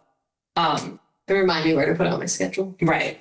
And it's, and this is for 25, 26, and we're moving forward. So these will stay the same, but obviously shift to the current dates and such. And then the other piece here is we got the locations down. So Right, that is helpful. And I'll add a little note depending upon like the annual meeting, odd years we're here, even years we're.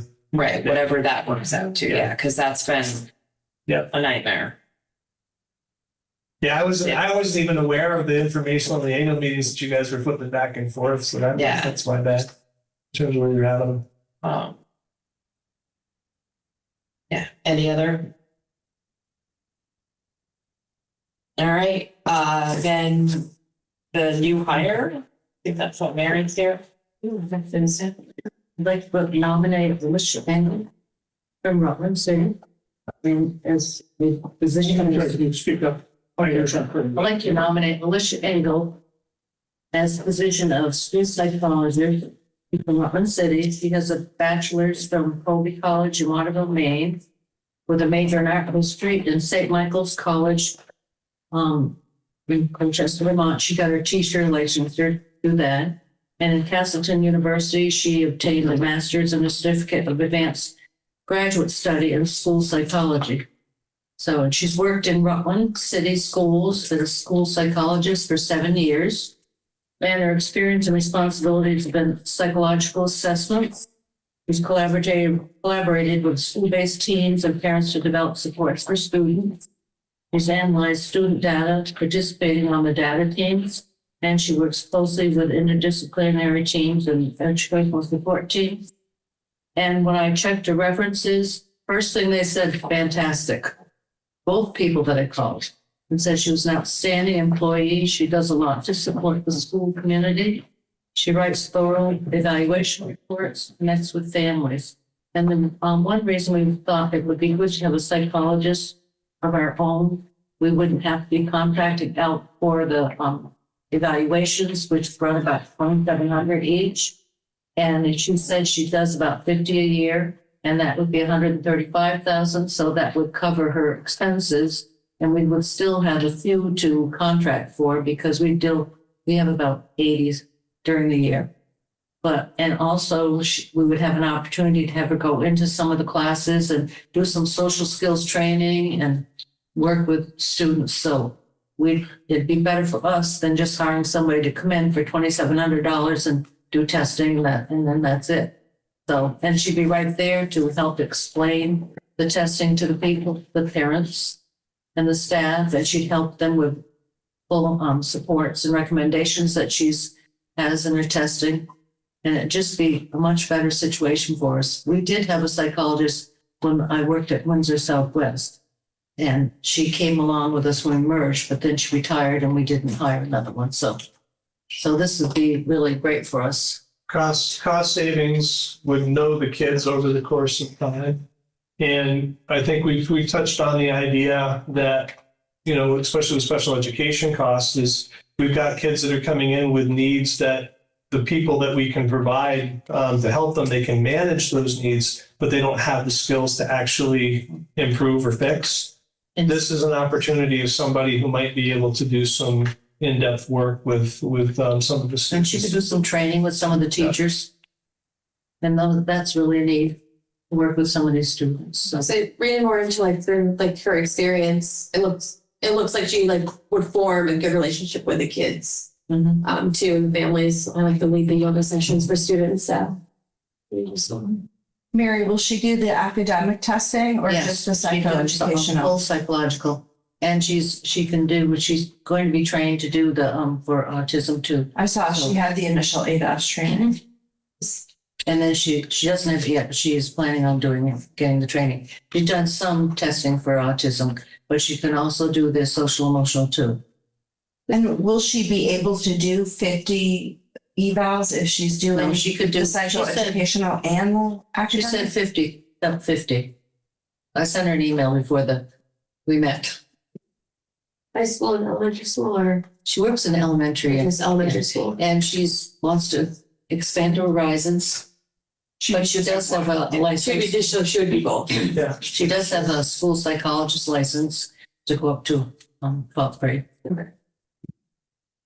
Well, my sister is a school psychologist in Maine, and she's always told me that of course she does the evaluations and they're a lot of work and they're important, but she viewed the more important part of her work as working with the faculty. When there's a student who's having a hard time, go to talk to the classroom teacher, not so much the special ed teachers, but more often the regular ed teachers, and give them some ideas about how to help this kid. And maybe they don't need to go in, or maybe their IEP is quite limited. They don't need to be pulled out all the time. But anyway, she thought that the idea is there's so many advantages to having an in-house person who gets to know all the teachers, sees the kids, and is way ahead of contracting a whole bunch of different people to do evaluations. So Would we look for a Three- motion three- to three approve years. Alicia's Ingalls contract? And is there a set salary or would we have to give you permission to Well, be negotiate based on our teachers. based on a teacher contract? Okay. I would make a motion to forward Alicia Engel to be hired as a district school psychologist. Second. You beat it. All those in favor? Aye. Anybody opposed? Beautiful. Thank you. And So then, I'd appreciate hearing, so over the course of next year, just how it's working out, you know. And we tried for 4 years in the other district to bring one up, or we just couldn't find anybody. So this was incredibly good. and that brings us to our second public comment. I do not see any hands up. And then board member comment. So I just wanted to bring up that the Game Board is going to be looking at a summer intensive of some sort. I don't know how it might be organized or even exactly what the topics would be. But it would be good to get interest about whether we should be coordinating that with Ludlow Mount Holly, like if there's interest in doing a joint thing and having enough people from TRSU as well. It might be that there are some things that, you know, we want to be joint with and some things that we might want to be in separate rooms with, but just how we might want to coordinate. Intensive what? Like a retreat, I assume. Yeah, so in the past, we've done it as, so when I first joined the board, we had a like full day retreat where we had all three boards, which is really two boards, but yeah, we had all three boards in one room. And we both had outside people providing training, but also discussions and work groups and things like that. A bit of training mixed in. Yeah, I it can would, be also organized as like 5 2-hour chunks on different days or. I would like to bring it to our board. My only request would be that it would have to be late summer, like right before school started, because I won't be here. That's fair. After Yeah. I want to make an announcement. Oh, are we still on board comment? Okay. I would just like to say it's Teacher Appreciation Week and Nurse Appreciation Week. So thank you to our teachers and to our nurses as well. Just I would make a brief board comment on our restructuring committee at Ludlow Mount Holly's. That the meetings so far have mostly focused on what we're going to do next, as opposed to substance. But the one thing that as we heard, a survey got sent out asking parents, teachers, and community members to give the pluses and minuses to what we saw as 3 different options for meeting the minimum class size. And one was to close one or more schools and combine. The second one was to have some grades at one school and other grades at another school, so that you have more kids in the same grade in each place and gives you more flexibility. And the third option is to use multi-grade classroom. And so the intention was at our next meeting is to start making lists of pluses and minuses of the different options, and see what have we heard back from people who are doing the survey. And now that has gone out, I wondered too, like if they have more people come into those meetings. Mm-hmm. So when is that next meeting? Monday. Is it every other Monday? Every Monday? Every 2 weeks. Every 2 weeks. However, the 2 weeks from next Monday is Memorial Day, and so we haven't gotten. We haven't. So I'll put it on the agenda. I know that's been shared along social media as well, which always sparks a lot of conversation. And so that'd be nice to encourage them to come to those meetings instead of using social media. No, sort of in answer to the question from Cavendish, that so far, I mean, the Ludlow Mount Holly Board is collecting pluses and minuses and in one sense waiting to hear from Cavendish and Green Mountain, their level of interest in developing a joint solution. And so the overall plan will then be like your committee would then bring recommendations, ideas to the Ludlow Mount Holly Board, where then you would also bring to Green Mountain if needed. That's actually where it gets very confusing though, because the Green Mountain Board hasn't asked for that, and Cavendish is like wondering, why is there a restructuring board that is only Ludlow Mount Holly asking Cavendish and not Chester about what Cavendish might do?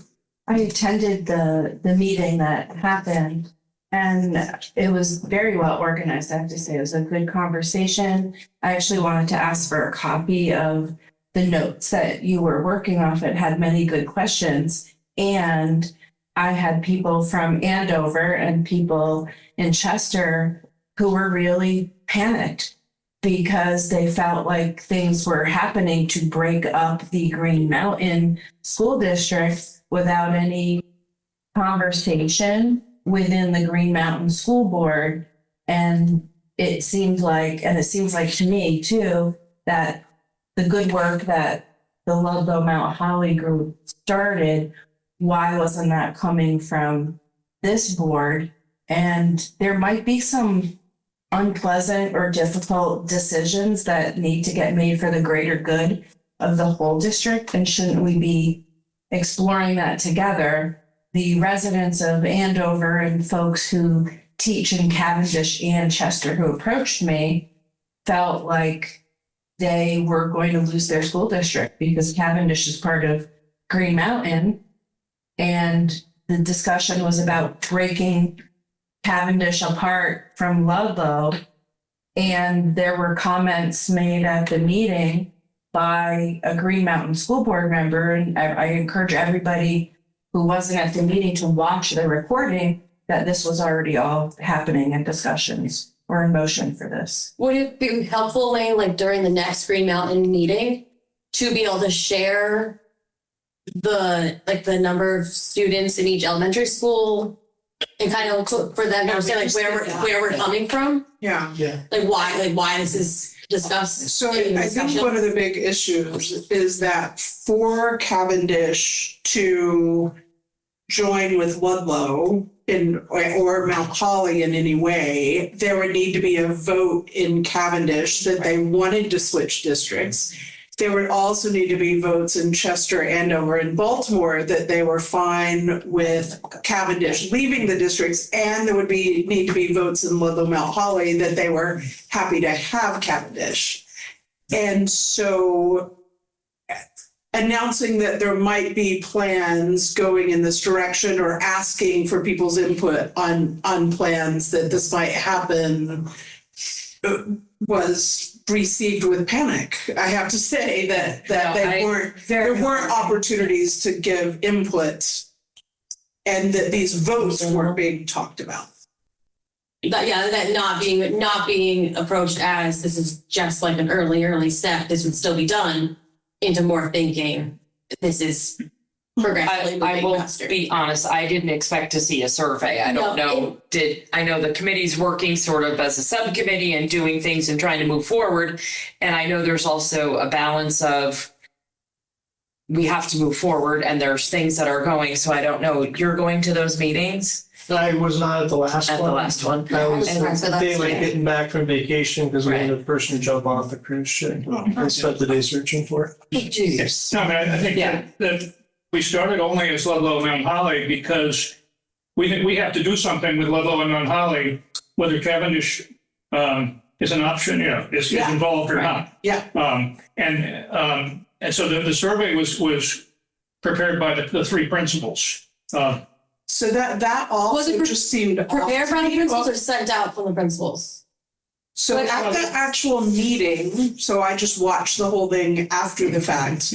Like the comments about a survey was, hey, we want to do this as an in-person gathering because it's really hard to write a survey that doesn't get biased responses and that actually samples fairly and asks the questions correctly. So to then have the three principals who are not in the district send out a survey, like, did they write the survey Yeah. and send it out? Yeah.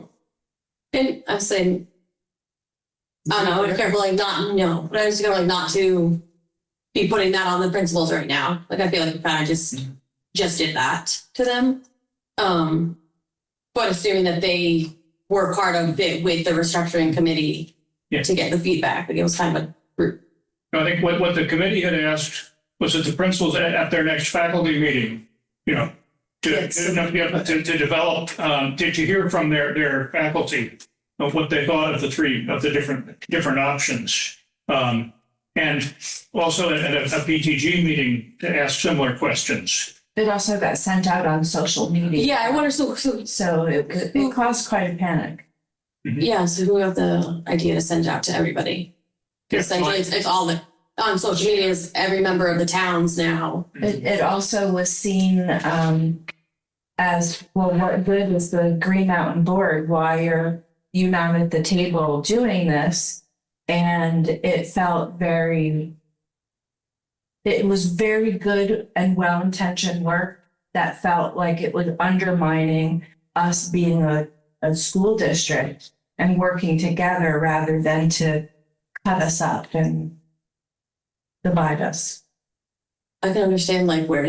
No, I Yeah, absolutely for can sure. too. No, for sure. And the group was working and I did not expect a survey to go out without some sort of approval or whatever. So, I don't know, you know, we can't go backward, Of course. but our goal is certainly not to, undermine or do anything. We just know we're up against a very large, hard rock that we're not going to be able to crawl over next year unless we do something. And that is sort of the charge of this committee.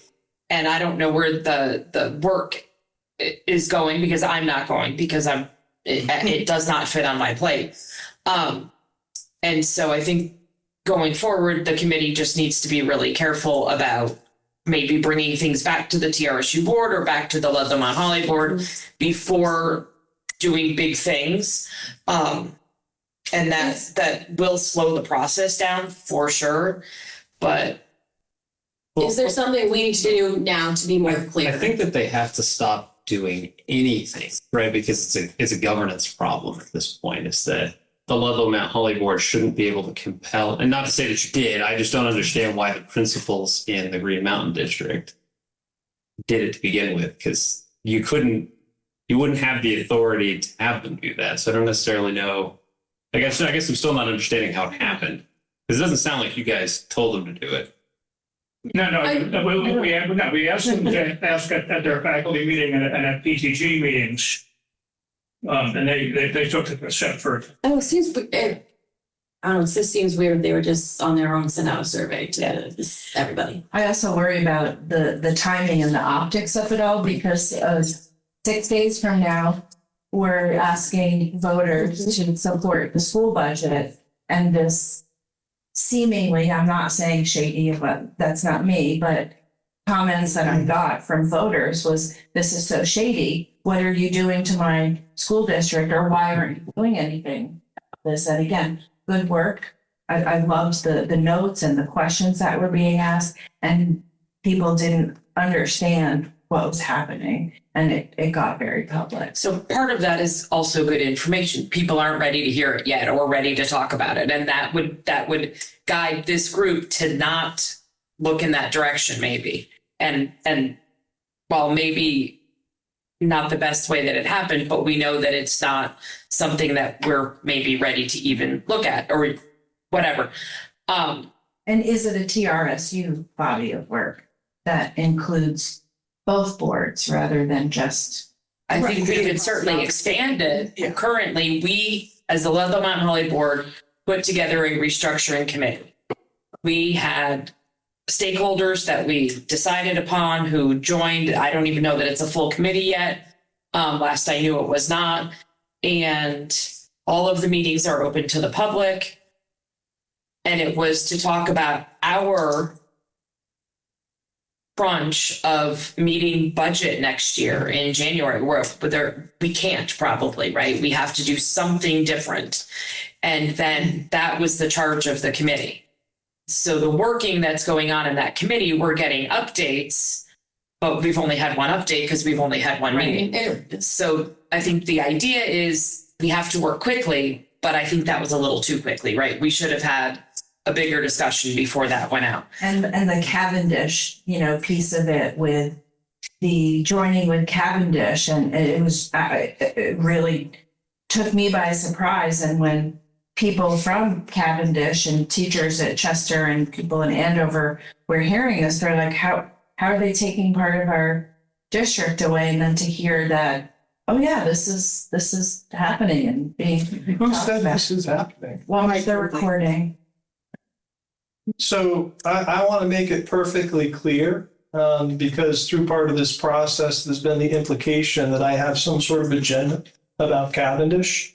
I do not. I have pulled completely back from any discussions about Cavendish. My only thing that I've been doing, which folks are very well aware of, is just trying to keep it on people's plate that there is an enrollment requirement out there that is currently statute. And I have a concern that, people should at least have a plan in place if it comes to fruition. I have no designs around Cavendish. That is completely up to the board to decide. Yeah, and I don't think, I think that's great. I also think you should watch the recording of this meeting because that is not how you are represented. Well, if people have questions, it's not my job to respond to whatever people are saying. If people have questions of me or what my thoughts are, they should be coming and talking to me. The idea, there is too much, and I'm going to be quite blunt, there's too much in terms of social media of people out there interpreting and making things that are stirring the pot.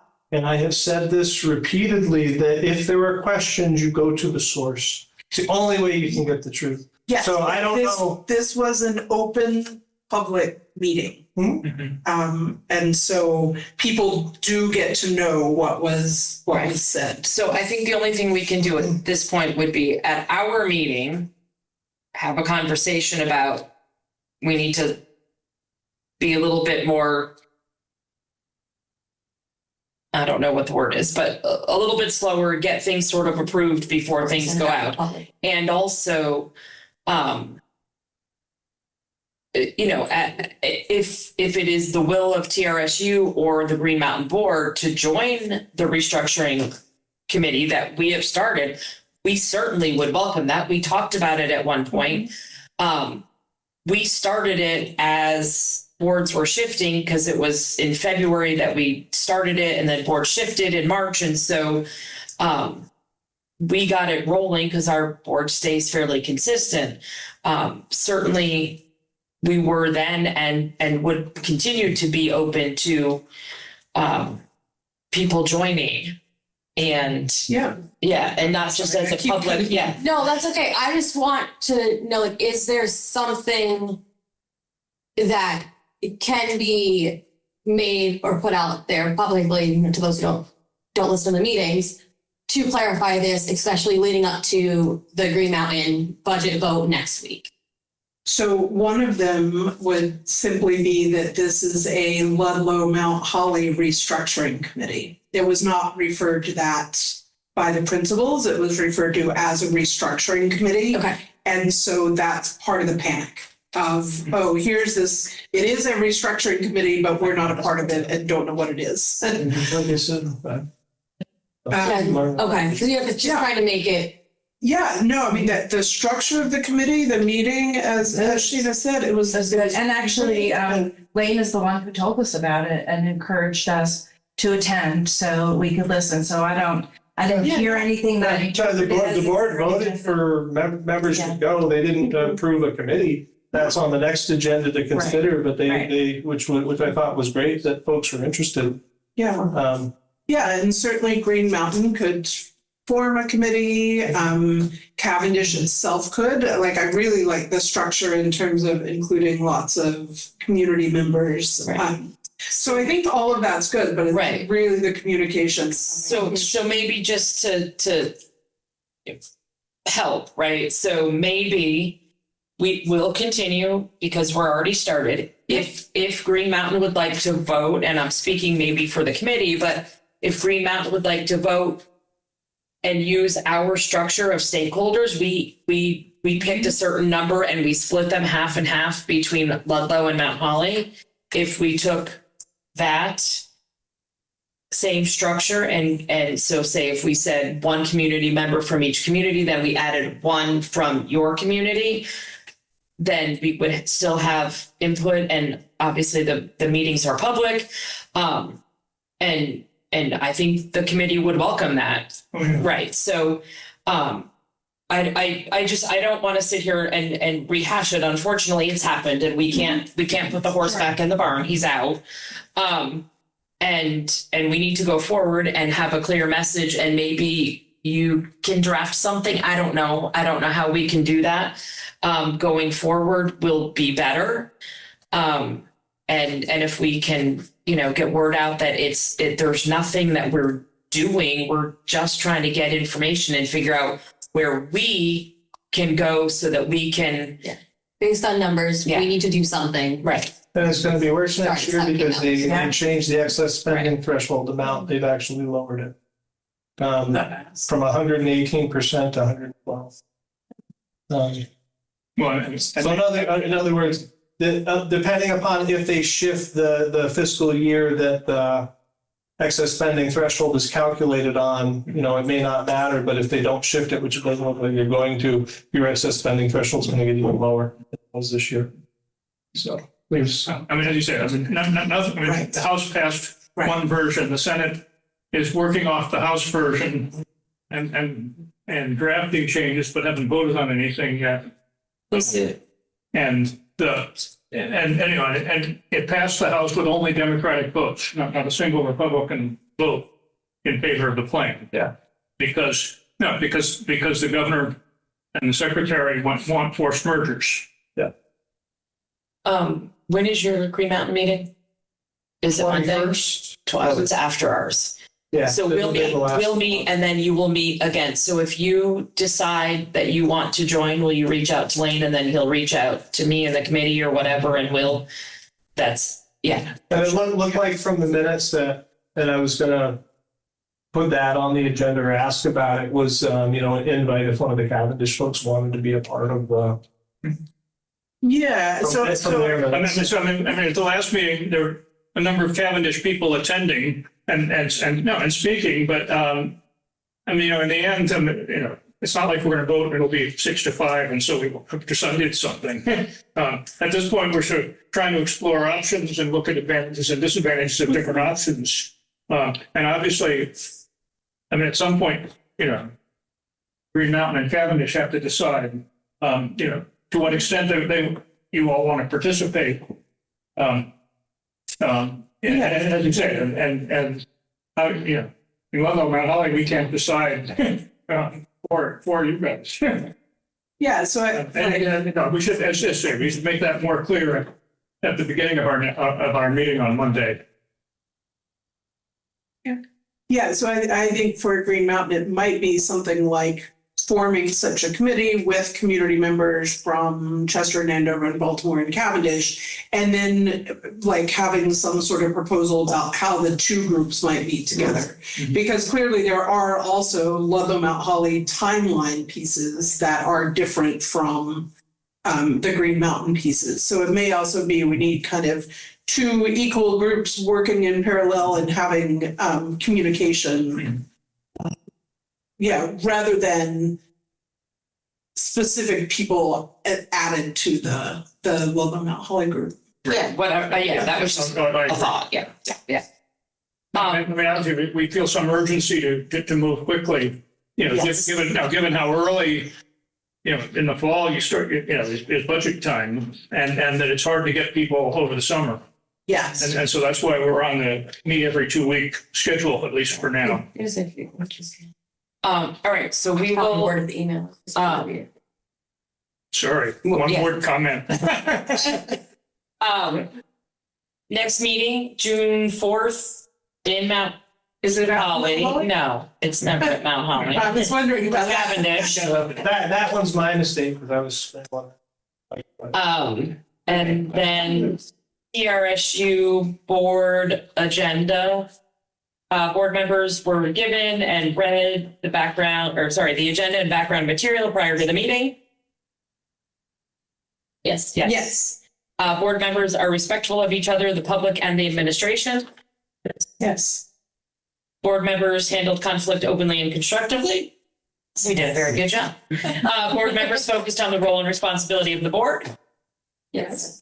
Board members act as a team once a decision has been made, and then we work collaboratively throughout the decision-making process. Yes, Yes. perfect.